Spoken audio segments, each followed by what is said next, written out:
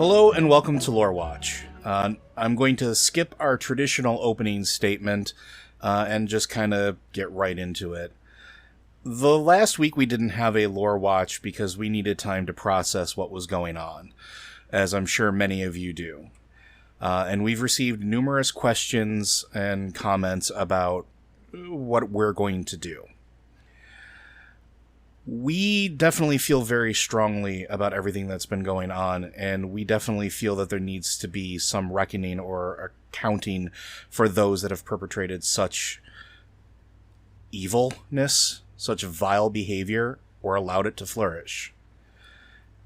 It's a tricky thing for us because it is part of our branding. It is part of who we've been for, some of us, decades at this point. Not the company, per se, but the name. At the end of the day, I can't tell anybody how to feel about this. I can't tell you what the right course of action is for you. If you're listening to this and you haven't made your decision yet, I understand. It is hard. There are people that are leaving the community. There are people that don't want to have anything to do with any of this. And again, I understand. I'm not ready to leave yet. Not because I agree with anything that's happened. Far from it. I abhor it. But because I would rather try to push for change and push for accountability and push for something while part of this community. Because my fear is, if people like us walk away from it, it's just going to breed a ground where people think that this is okay. And it is a deeply personal decision for all of us, and I understand completely. Matt? Okay, this is a little bit lighter hearted from part of it because I want to try and get out of the depressed mood I'm in. Have you ever seen the movie Office Space? Oh, yes. Yeah, in that movie there's a guy who has the same name as a famous singer.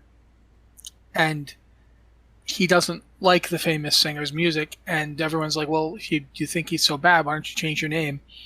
And his response was, why should I change it? Why should I change? He's the one who sucks. I feel like that's kind of the message I feel here. Mm-hmm. I don't see why we should lose the thing that we've spent so much time exploring and making friends and forging a community. I don't see why we have to lose it. They should leave. They're the ones who suck. And if you don't feel that way, I get it. Like Joe said, everyone has to do what's right for them. If you need to get away for your own sanity, if you just don't want you to be associated with this, I totally understand why you would feel that way, and I nothing but support for you. If you're one of the people who worked there or works there now, whatever your decision is, I support it. This is a situation where I don't have an easy answer. I have one thing I wanted to say is that for my fellow men and male identifying people, you need to look at every time that you've done something that, made someone else feel uncomfortable or threatened. And you may not understand that you're part of this and that your behavior, and I'm not just saying you, I'm saying I need to look at it too. I say everybody has to look at yourselves. I have to look at myself. I know there have been times where I've made people uncomfortable. Mm-hmm. I felt horrible after the fact, but it doesn't change the fact that I did it. And that's part of the problem is that we create spaces where people feel afraid to come forward, where they don't feel like they'll be protected, and in many cases they are not protected. And that has to change. And we also can't have people who mean well but who just ignore things because, he was drunk, he was just he was just having a bad day, he's just like that, it doesn't mean anything. No, we can't have that anymore. We never could. Because you may really think, I'm a good guy, I would never do anything bad. They don't know you. Mm-hmm. They have to deal with what you're putting out there, not what your intentions are. maybe you have the best intentions, but it's relatively unimportant. There's no way, people aren't psychic. People can't know, oh, well, Jimbo is a good guy. He wouldn't, that's just absurd. It just isn't something people can do. And we have to change the way we behave. I'm looking at how I behave and how I'm going to need to change it. I don't think I go around being a monstrous asshole like some of the people we're hearing about, but I do know there's ways I can improve. And we have to do it. Because you can't have this. You just...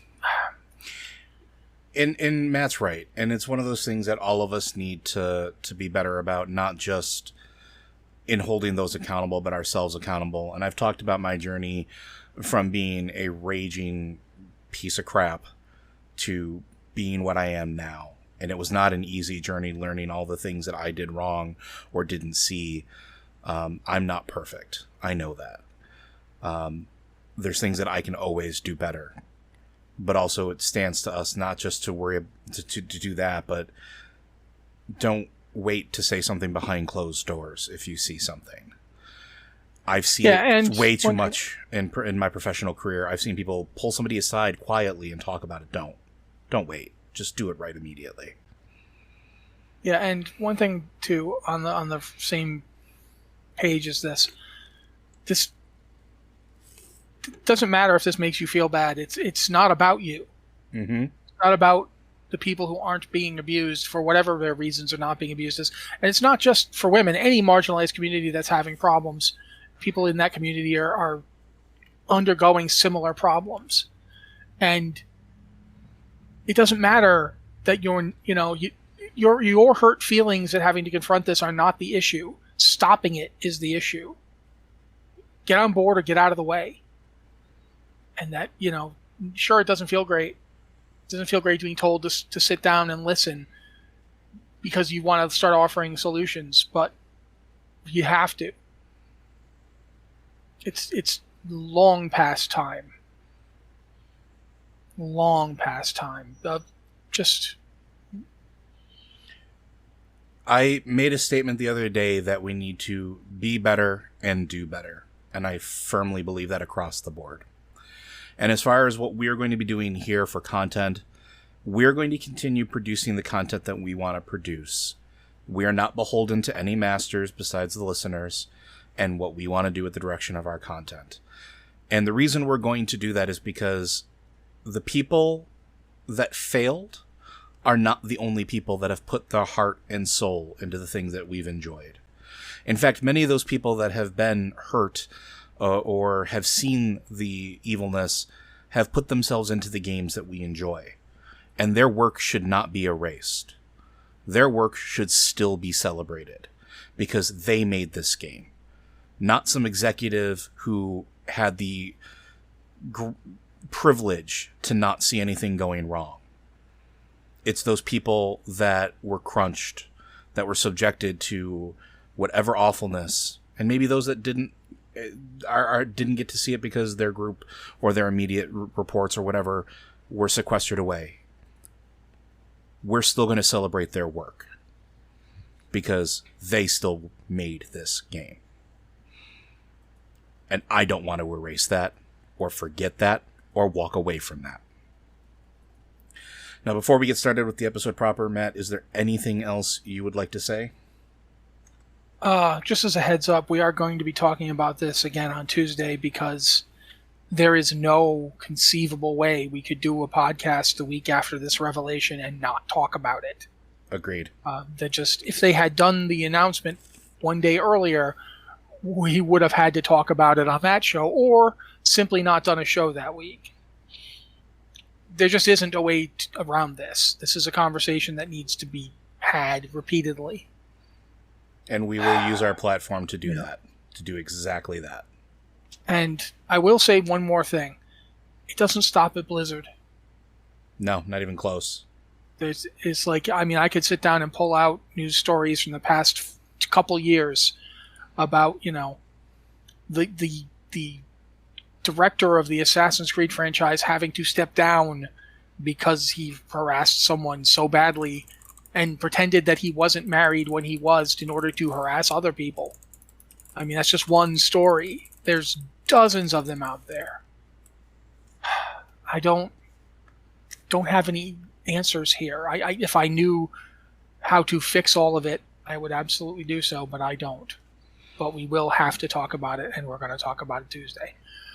If that's something you really just can't take right now, I completely understand. We're going to have content warnings at the opening of the show as well to remind people, because there's some stuff in here that can absolutely trigger PTSD. And that's all I have to say on this subject. I am so ready to be talking about anything else right now. Thank you very much, everybody, for bearing with us on that. And we are going to go on to our normal show. So recently we've been going through and talking about all of the various raid content that has come out through the history of World of Warcraft. We started in the early days of vanilla, and we've gone through everything up through Naxxramas, and now we are inching our way into the Burning Crusade. And so today we are going to talk about one of the most favorite of a lot of people. Like when you ask what your favorite raid is of all time, this is up there for a lot of folks. And probably one of the more story relevant ones continually for several expansions. We are going to be talking about Karazhan, also known as Medivh's Tower. It exists in Deadwind Pass. It's located on a nexus of ley lines. It is dark and ominous, and is definitely all sorts of wibbly-wobbly and interdimensionally large. Matt, would you like to start with anything that with Karazhan? Well, for starters, Karazhan exists because at one point the empty Deadwind Pass saw an enormous explosion, and then there was a tower there. And since then, the tower seems to be existing like a T.H. White version of Merlin, in that it is going backwards in time. So that explosion when Karazhan first came into existence was possibly when it was destroyed. And every moment since is heading towards the moment of its construction. And at some point, the tower will be gone because it will have started... I don't know if we'll go to Karazhan one day and it will start to be smaller and smaller until it's gone or not. I have no idea, but that seems to be what's happening. That the tower actually exists exactly inverted in time. And for more evidence of this, the book by Jeff Grubb, The Last Guardian, points out that Moros, who at that time was alive and was kind of the butler and castellan and steward of the place, for Medivh, went around wearing horse blinders. So he couldn't see stuff happening out of the corner of his eye, because disturbing time-lost things were constantly happening just on the periphery of his vision, and he didn't want to see them. That's the kind of weirdness you get with Karazhan. That's always been one of my favorite facts about the place, so there you go. That's the first thing I'm going to tell you about it. It's been the Tower of Medivh for about its whole existence. Nobody else ever seemed to run it. It was never anybody else's bastion or fortress. Although the Azerothian Knightly Order, the Brotherhood of the Horse, which was a Stormwind Knightly Order, had their headquarters there. Mm-hmm. And Anduin Lothar, who was the Grand Master of the Order, used to ride forth from it with several other members of the Brotherhood of the Horse. If you're wondering what happened to the Brotherhood of the Horse, except for Lothar and a few others, they got turned into possessed corpses. The Collectors, right? Actually, no. The first Death Knights. Terran Gorfiend and the others, the bodies they were put into were Death Knights. Yeah. I don't... The Collectors is a completely different weird thing that has to do with Karazhan, but yeah, we'll get into them later.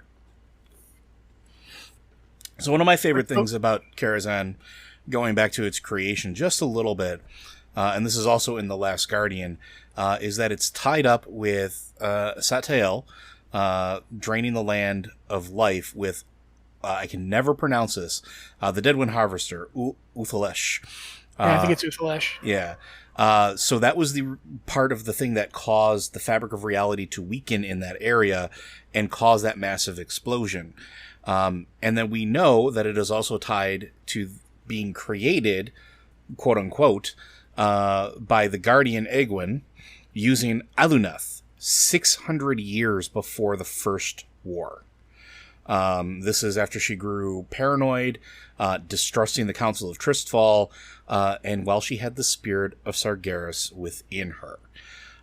So that itself is ridiculous. There's a lot of power there. It's tied up with Titan's influence, a Guardian's influence, several incredibly powerful magical artifacts, and this is before orcs ever stepped foot on Azeroth. And not to mention that it does exist at a nexus of ley lines, which ley lines are like the magical arterial blood of a place. We've dealt with this many, many times throughout the history of Warcraft, but this is the first time that it was ever truly mentioned in-game. And while everybody else was going on to Draenor to go deal with whatever, this was in our backyard. This is incredibly close to the seat of the human kingdoms at this point, what's left of them. And those ley lines meet underneath Karazhan or inside of Karazhan. That combined with the weakening fabric of reality causes those things that Matt likes to talk about. Those things lost in time, or maybe lost in space. And I think this is also where it was started to be referred to as the tower moving backwards in time, right? Mm-hmm. So, for lack of a better term, it was, and I don't think we really know this, but it was created and apparently cast to the future and now moves backwards towards time, through time to the point where it was created and or destroyed. Because Karazhan is a weird, weird place. So we talked about Morose. What else do you think is relevant here for the... Well, you already mentioned one of the relevant things, which is that the tower is larger on the inside than the outside. And it's pretty big on the outside, but it's much larger on the inside. Traveling through the tower means physically traveling through other places of existence. You go to, for lack of a better word, other planes. I don't know.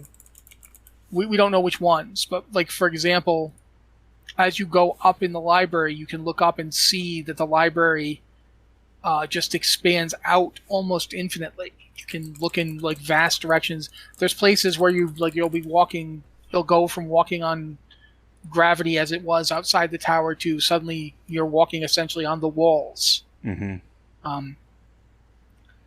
The tower, in addition to all that, it is obviously absolutely infested with ghosts. There's tons of them. They're all over the place. They're having parties. There's also other, there's actual physical undead. For instance, Morose is physically undead now. The Library of Medivh was vast. Don't know how much of it he inherited from his mother. We do know, however, that whilst he was in residence in Karazhan, one of the things Medivh did was he ran across a group of merchants who were not particularly morally upright, and to punish them, he transformed them into his servants. These merchants became known as the Dark Riders, and they went around getting artifacts for Medivh that he would then put in the tower. He kept them in a sub-vault of the tower. There's also the entirety of Karazhan is replicated underground. An inverted tower. Yeah, so there's the tower going up, and then there is another tower essentially going down into the ground. And there's all sorts of vaults down there. There's the upside-down water hell.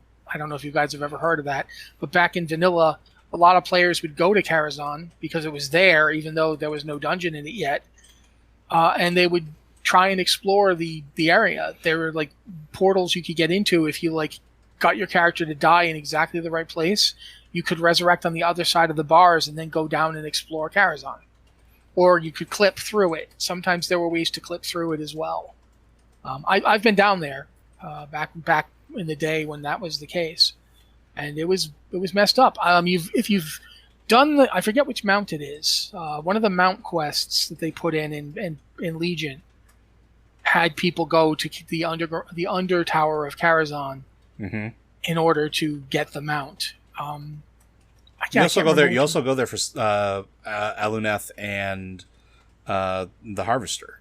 They're down there as well. Yeah, and you go there for one of the Death Knight weapons. I think Apocalypse, actually. Yeah, because they're all there. They've all been collected and vaulted away. Yeah, it's I can't remember the name of that freaking horse. But yeah, this was also the place that when Garona first, Garona actually lived there for a while as an emissary from the Horde, I guess. Yes, an emissary from the Horde, and it was during the time that Khadgar was actually studying underneath Medivh. So, although really, the reason that Khadgar was sent to Medivh was to watch him. Yes, and Medivh knew this because he had Sargeras inside of him, so very hard to trick him at that point. But he allowed it because he was interested in Khadgar. Possibly might have been the mortal part of him, shining through, trying to halt what Sargeras was planning. But yeah, Karazhan's, it's a fascinating place. I mean, for one thing, there's a Maiden of Pain in it. Yeah, that's fascinating. The Maidens are Titanic watchers of sorts. They're caretakers, right?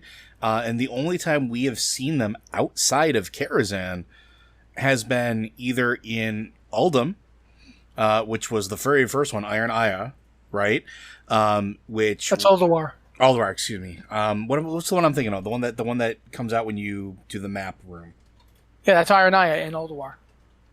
Ulduar is the raid. Not Uldaman. So Uldaman, there we go. So we're both doing it now. We knew who it was. Sorry, it's been a long week, folks. But yeah, there's the Indiana Jones inspired map room where she comes out, and also there's Arcadus, who's at the basement. He's also a Titan watcher. But yeah, it's interesting that there's a maiden inside Karazhan, and we never find out how she got there or why. Yeah, why is she there? How did she get there? We do know that the ley lines were of concern to Malagos, who was appointed to his position by the Titans. So it also seems odd that it was a maiden of virtue as well, right? So like they all seem to have very specific, I don't want to say like schools of thought, but they all have a specific purpose. Like when you're in the Heart Chamber, that's a maiden of vitality. Kind of makes sense. Why was the maiden of virtue in Karazhan? Especially during a time, very clearly, when Medivh was partially subsumed by Sargeras. Like, there's some interesting implications there. Was Sargeras trying to work through Medivh to corrupt what virtue would get reported back down through that to Azeroth? Is that what they represent? Is that what they are? We still don't have a good answer on that. It should be noted that it's interesting that Medivh had a Titanic Watcher or Maiden of in his Seraglio, which is a fancy word for where he kept his concubines. Also, the fact that Medivh had a whole bunch of concubines. I mean, okay. Demonic concubines. Yeah, but still. I also kind of wonder if that's the Sargeras going there. I'm not sure, but regardless, yeah, there's a lot of things like that. Karazhan has weird spider monsters in the basement. I mean, it's a fascinating place. It is a fascinating place, and not just for those tidbits, but it's been something that's been kind of around and in the background of history of the world for a long time, right? So we talked about before the First War, how it was built during the First War, where it was inhabited by Medivh and Moros, Cook, as apprentice Khadgar, and Garona Hellscream, Garona Halfrison. Why did I say Hellscream? Don't know. Gonna move on. While he was inhabited by Sargeras, you had, and that in itself was a pivotal moment, right? So during the First War, Medivh fought against Sargeras' control, the conflict driving him absolutely insane, until Anduin Lothar aided Khadgar in storming Karazhan and essentially putting Medivh down. And that was the moment where they mark a curse that this sort of was released and pervaded both the tower and the lands around it, which made Deadwind Pass even darker than it already was, and started or was basically given as the cause for why Duskwood is Duskwood. Because Duskwood wasn't always like it was. It was a farm area, just like moving through Westfall and those regions. It was more farmland dedicated to Stormwind.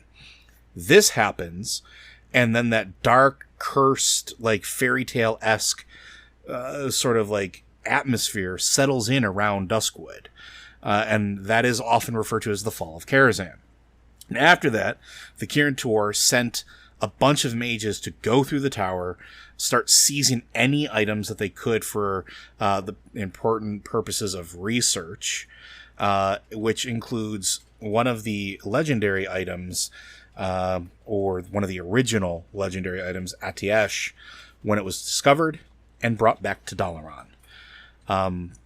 So, like, those areas wouldn't be as they were without Karazhan existing, and without Medivh and his sort of I'm trying to think of what the word is for it.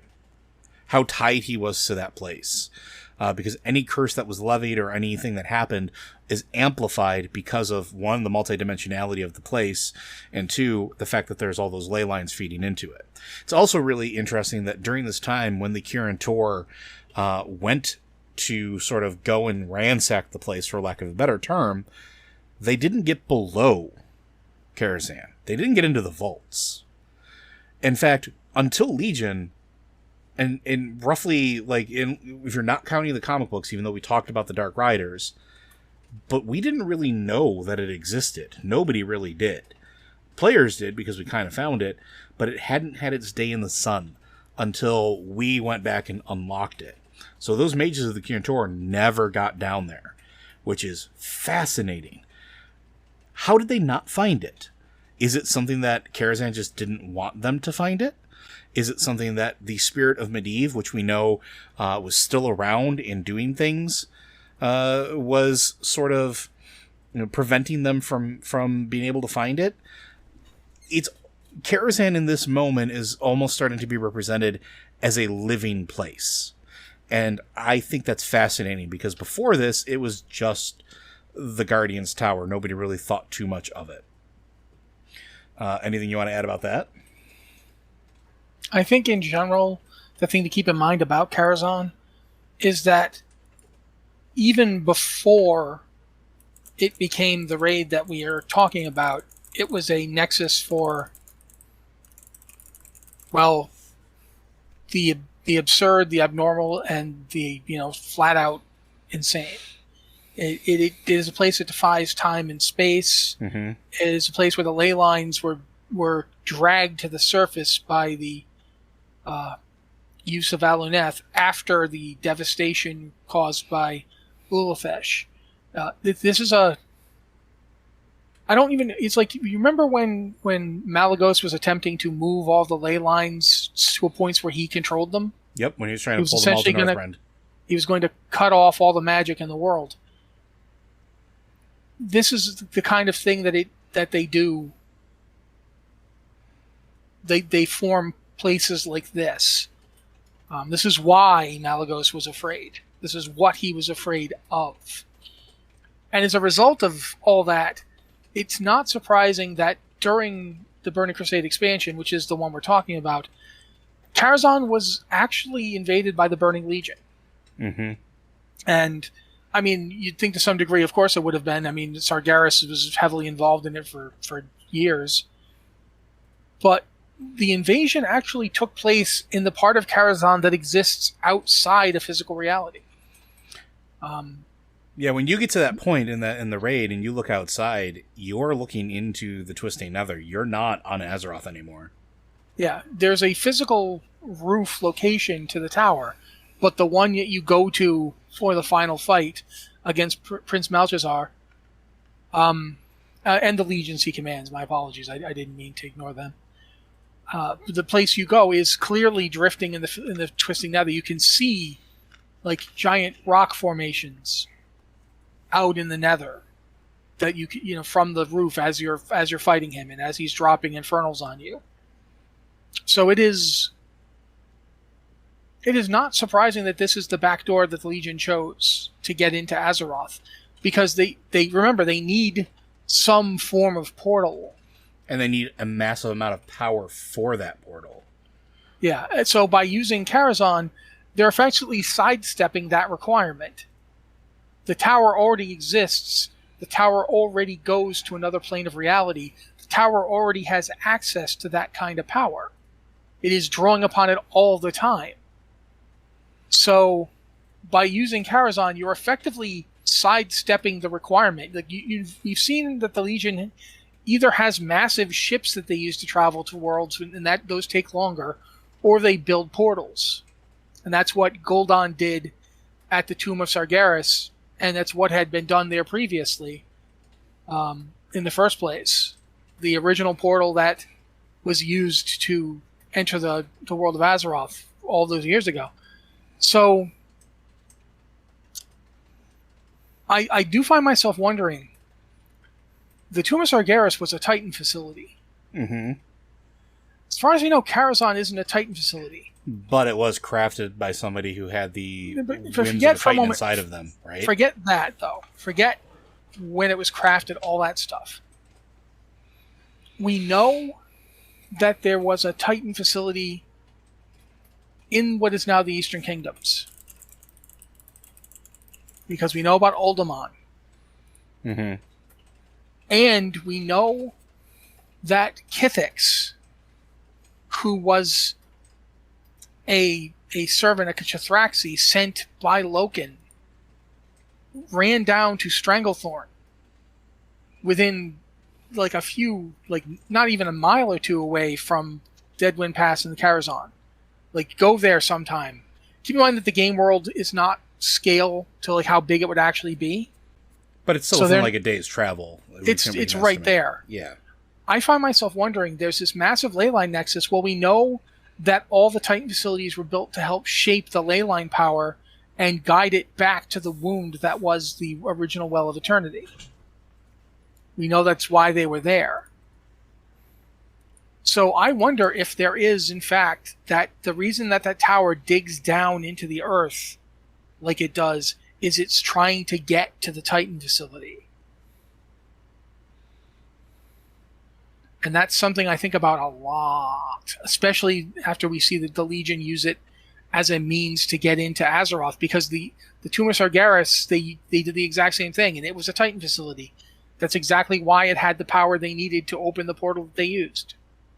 And it's why Egwene hid the Avatar of Sargeras inside it in the first place.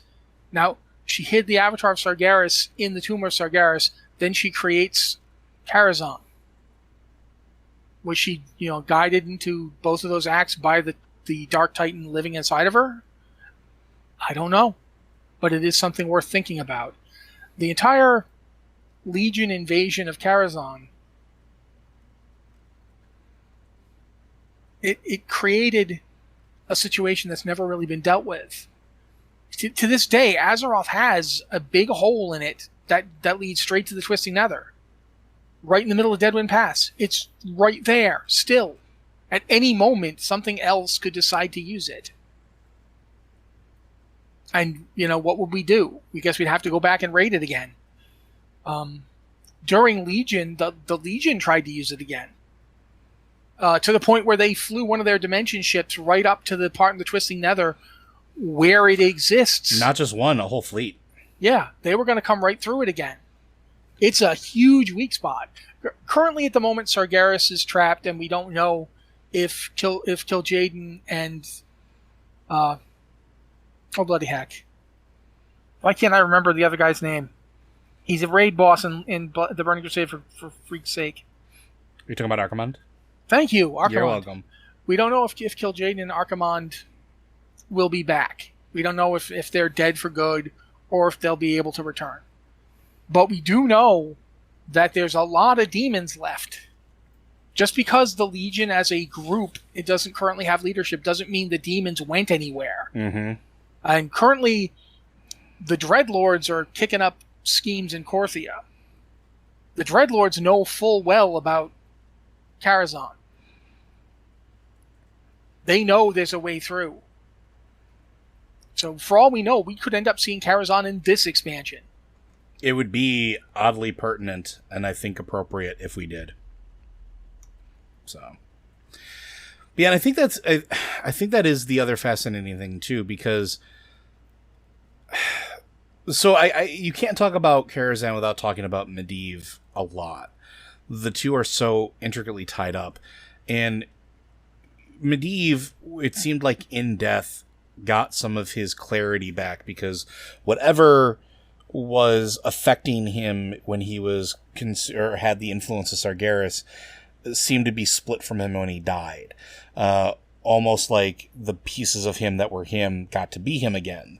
And so when we see things like the Warcraft 3 cinematic, where Medivh is going to warn of the coming, the Dark Portal and all that other good stuff, and warning about the Legion and the demons coming, that is the spirit of Medivh. And we see it again in Legion, where it's inside Karazhan again. And Karazhan is a weird place in that regard too. And we talk about that it has like ghosts and things like that, but temporally it also houses echoes. We have one of the first encounters that we had that I thought was really interesting was Medivh's father's soul or echo is there. Aran. How and why? And when you're fighting him, you're fighting the shade of him. Somebody who's gone mad or been driven mad in this particular moment. But why is he there? Is that because he died there? I don't remember seeing anything about that. No, he didn't die in Karazhan. He did die actually in Stormwind. Because Medivh went into a coma, and then when he awoke, the explosion of power killed Aran, who was close by. So it's possible that he ended up in Karazhan because he's linked to Medivh. But how does that work? Couldn't tell you. We also know that the area is of particular import to a couple of other... At the time, it seemed like it was just like, oh, this is a D&D dungeon. Ha ha ha ha ha. But the Ethereals are interested in this place as well. And we don't know what they're doing, but they are not friendly to us when we find them inside of Karazhan. Especially in the original incarnation of it. They attack. There's one vendor that doesn't. But they are looking for something. They drop books. They are dropping items. And in Karazhan, books are power. In fact, interestingly enough, informed by lore, one of the things you could do would be to read certain books to gain certain buffs. Because, again, the knowledge contained within Karazhan was power. And I always thought that was fascinating. And it was always, that's what they were looking for. They were in a library section, essentially. And yes, that reformed later when we went back during Legion. But original Karazhan, which is still there, you can still go to, that was fascinating to see that. The other thing, and I don't remember what type of dragon it was. I think it was a nether drake, wasn't it? Oh, Netherspite? Netherspite, yeah. Yeah, Netherspite is a nether dragon, absolutely. So that's also fascinating because Netherspite is just there, right? It is a... Netherspite got in there when traveling through the Twisting Nether. Yeah, it's basically just a freebie dragon. Yeah, hey, there's a dragon over there. Oops. Mm-hmm. I mean, then there's Nightbane, but Nightbane at least has a reason for being there. Yeah, and Nightbane has story. Do you want to talk about Nightbane a little bit? No, I refuse. No, Nightbane, actually, what I'm going to do here is get the names right because I want to make sure of the blue dragon who originally showed up. So give me 1 second. Arcanagos, by the way. If you're looking for the blue dragon name. Yeah, I did. And I was just pushing the wrong button for about a minute straight trying to talk to you. So, what happened was, as we pointed out earlier, Malygos was concerned with the ley lines. Now, at this time, Malygos was still somewhat crippled by grief and his inability to think straight that he'd been going through since the death of his flight thousands of years ago during the War of the Ancients. So he wasn't capable of just going there himself. Had Malygos shown up at Karazhan, in full dudgeon, things might have been very different. Medivh did have Sargeras in him, so, not exactly a pushover, but a fully fledged avatar, aspect of magic. Probably a much harder fight. But since Malygos was indisposed, the Blue Dragonflight sent Arcanagos to go and check the place out. And he got there and he saw Medivh there, saw him doing something, and it was like, wizard, this place, you should not be here. There's ley lines twisting up underneath it. Whatever you're doing, you've got to stop. And Medivh's response to that was, no thank you. They fought. Medivh basically destroyed him with fire magic, but from the inside out. Yeah, from the inside out. But at the same time, it didn't quite kill him. It just made him horribly. He looks very similar to the kinds of undead dragons that the Lich King would later make use of, but he's not actually an undead dragon. He's not an ember worm. He just looks like one. What he is essentially sustained by the flames that Medivh hit him with, and kept in a horrible state of non-existence by them. He's not dead. He's not alive. He is undead, but he's not Scourge-type undead. But he does have almost like a phylactery, kinda. Yeah, he does, in fact, have a phylactery. Probably because Medivh did that on purpose. To bind him, yeah. Yeah, and this implies that one of the mysteries he learned from Sargeras was this kind of necromancy, which is like, okay, yeah.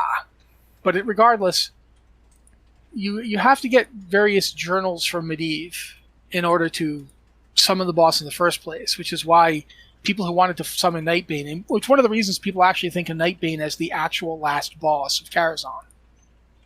Some people think it's Prince Malchezaar, some people think it's Nightbane.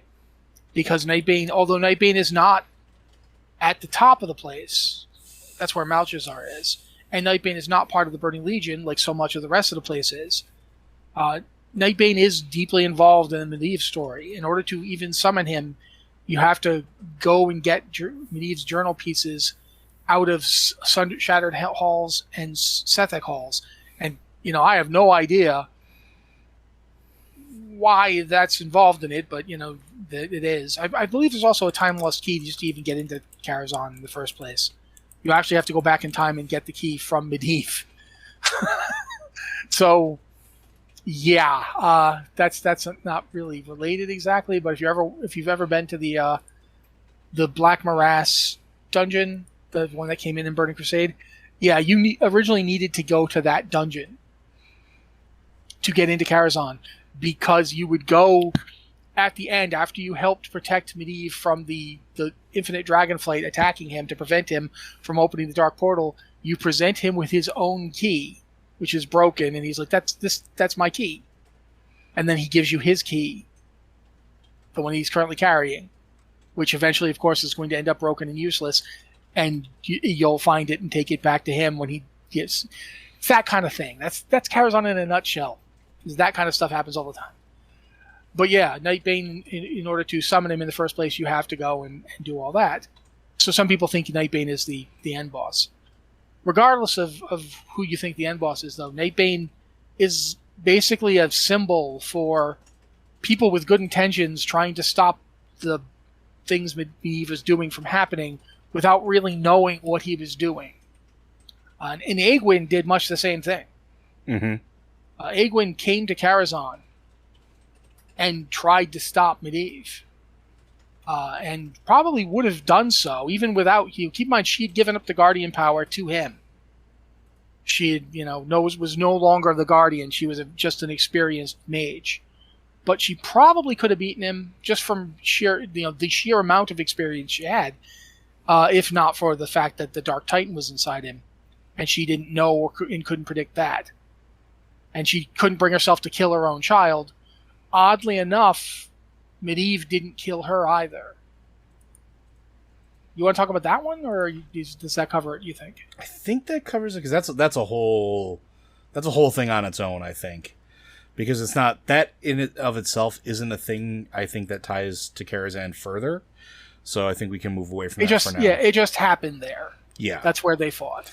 Like, we don't actually see it, but there is reference to it multiple times.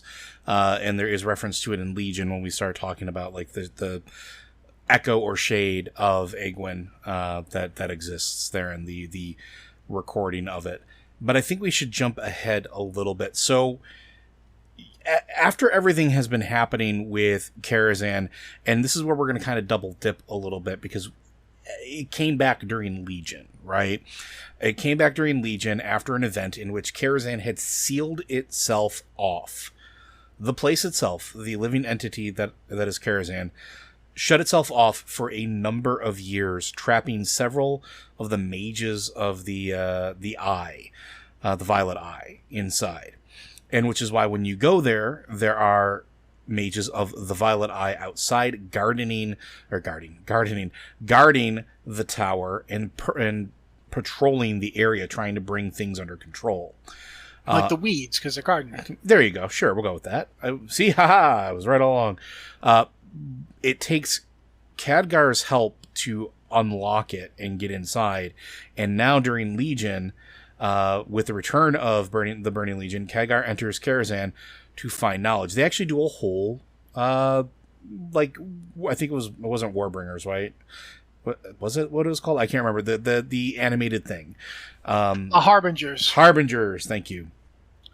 And as soon as he gets in there, he's approached by the spirit of Medivh, who says it is time to fulfill Khadgar's destiny as becoming Azeroth's next guardian.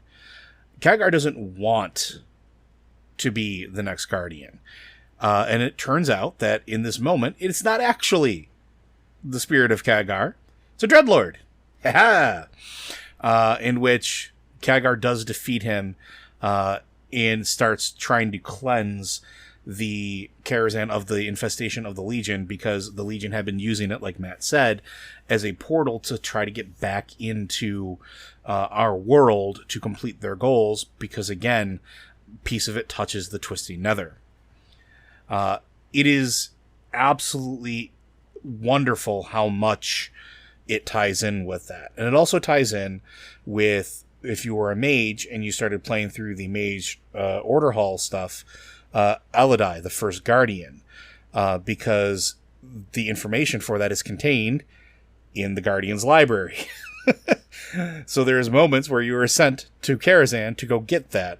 It is yet another item that you are tied to going to Karazhan for these artifacts.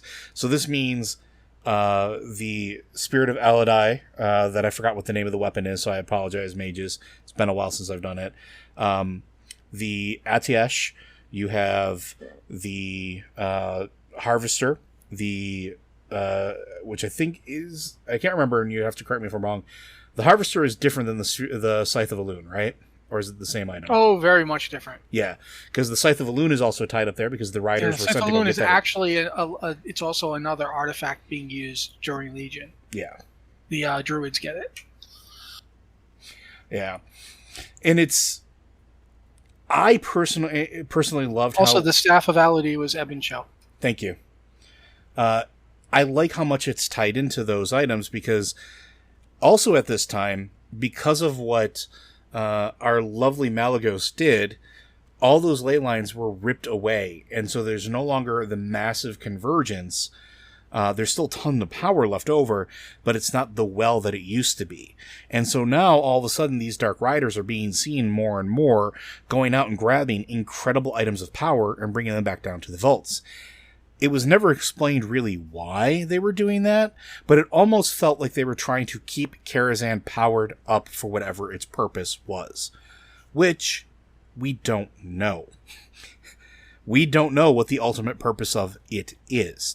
It has never been revealed to us. It has been hinted, but it never really has been told explicitly what it is. And when you go into it during Legion, and you go and you make your way through, and you are helped by the actual spirit of Medivh, the place is transformed. It's continually shifting and changing. The library itself had been reconstructed. And originally when you went to go through it and you looked off to the distance in the library, it was just like this void of arcane like weirdness.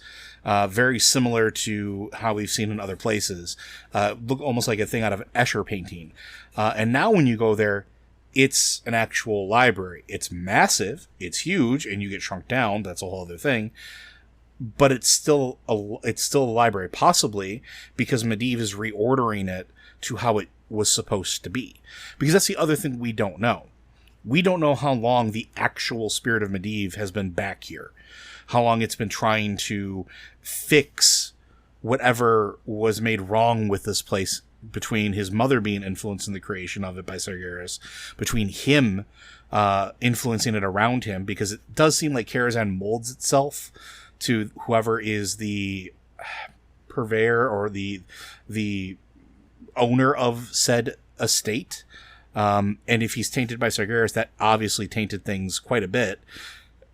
And now, because Khadgar isn't going to claim it, it doesn't belong to the Kirin Tor. The Violet Eye, I mean, very clearly the place doesn't want them there. So if Medivh's spirit is back and claiming the place, because he very clearly has the power to do that, is he reordering it? And if so, why? Especially because I would have expected Sargeras to do something about that at the end of Legion, or have some sort of moment with it, but there was never any sort of closure on it. Now, I think there's been some short stories in which Khadgar also goes back to Karazhan quite a bit. He's mentioned he's currently in residence there in the Exploring Azeroth book. Yeah. And that he's actually trying to repair the Curator so that it can do its job again. Yep. There's more artifacts stored in there besides that. Also, the ley lines have been moved back. The natural pattern of ley lines was restored after what Malygos did, and there's a nexus underneath Karazhan again. That's been the case since they were doing the Violet Eye and the Kirin Tor. Come on, thank you. The Kirin Tor have been working on that like throughout Cataclysm and Mists of Pandaria and Warlords. That's what they were doing. That's one of the major tasks they were doing. So that's been done. So that's worth knowing. Yeah. And I think we haven't seen the last of Karazhan. I think that it will play a role at some point too, because again, we haven't seen Khadgar in a while. He really wasn't around during Battle for Azeroth. He hasn't been around at all this time. We don't know what he's really been doing since Legion concluded. And even then, it didn't feel like he had too much of a major role. It felt like he was more present in Warlords of Draenor than he was now. So we don't know what he's been doing all this time besides trying to fix the Curator. Very clearly involved with some of the artifacts like the Cloak of Purity being returned to him and being returned to Karazhan. But because we know that the spirit or ghost or entity that is Medivh is still there, is his tutelage continuing? We know that he has Atiesh. We know that he has a very powerful magical artifact at his disposal, one that has been used by Guardians for ages. Is he learning? Is he going to take over his role as Guardian without having to have any of the Guardians of Tristfall stuff happen to him, because he straight up doesn't want that. But unfortunately, he is in a position where he is an incredibly powerful Archmage that needs to be ready to help defend Azeroth. Is that what he's working on? And why isn't he present with everything that's going on with Shadowlands and the thinning of the veil between worlds? I'm very curious if it's going to pop up or become relevant, especially with everything else that's going on. Like you mentioned, with the Nexus now being moved back there and now sustaining itself, is that something we could potentially see be of interest to somebody like Zoval? Is that something that would be of importance or on the radar of the Dreadlords again? We know that with massive amounts of power, they can do very terrible things. Is that what Karazhan was originally going to be twisted for? So, I don't know, but I don't think it's the last we've seen of it. It may not have another raid moment. It may not have another dungeon moment. But I think it will, at least in story, come back at some point. What do you think, Matt? I feel like if it doesn't, I would be very surprised.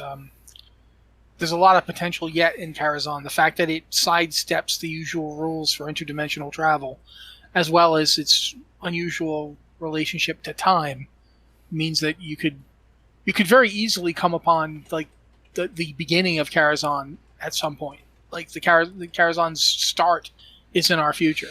So yeah, there's a lot of interesting things you could do with it. I would be surprised if it never showed up again. I would very much agree with that. But I think with that, unless there's anything else you want to add to it, I think we can call it good. Yeah, I think so. All right. So Karazhan is a fascinating place, one of which I think we will definitely see more of in the future. But Blizzard Watch is made possible due to the generous contributions at patreon.com/BlizzardWatch. Your continued support means this podcast site and community is able to thrive and grow. Blizzard Watch supporters enjoy exclusive benefits like early access to the podcast, a better chance at having your question answered on our podcast or the queue, and an ads-free site experience. And again, we understand that if you don't feel comfortable supporting this community anymore, we understand it is a very troubling time for everybody, and your decisions are very deeply personal to you. I will take this opportunity to remind our listeners that while we announced it on our D&D stream, we are going to be producing content that is not specifically Blizzard related as well. We are looking at doing more of that.